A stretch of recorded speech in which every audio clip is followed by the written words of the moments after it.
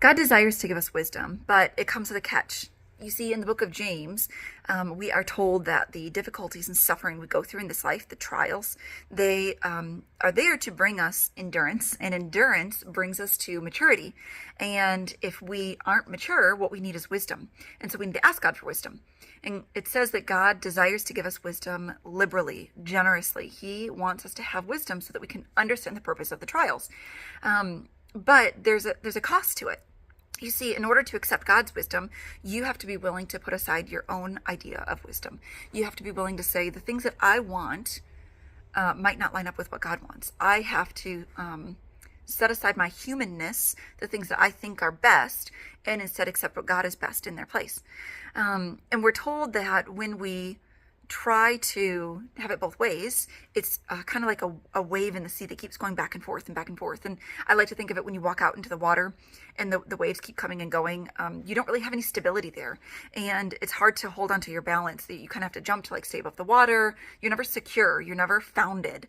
And in order to have that firm foundation, to stand and to build your life on, you can't be going back and forth between your wisdom and God's wisdom.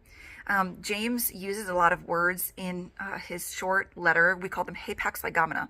And a hapax legomenon, that's the singular, it's a word that only occurs once in the New Testament.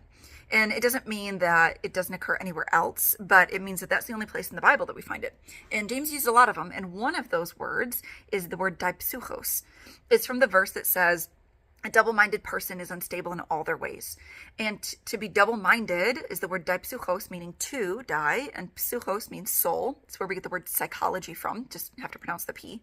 And to be double-minded, to be double-souled, to have two souls, means that you've got two different intentions in your heart that are both at opposition with one another. So you can't take what God says is wise and take what you say is wise, at the same time. What you have to do instead is ask God for wisdom and ask for his wisdom to replace what you think is best. Because if you say, well, I want things to be this one way, God, give me wisdom, please, but make it be the same as what I already think I'm going to do.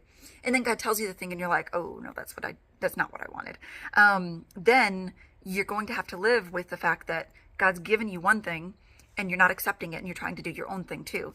And we're told that the person who rejects God's wisdom shouldn't expect to receive anything from God.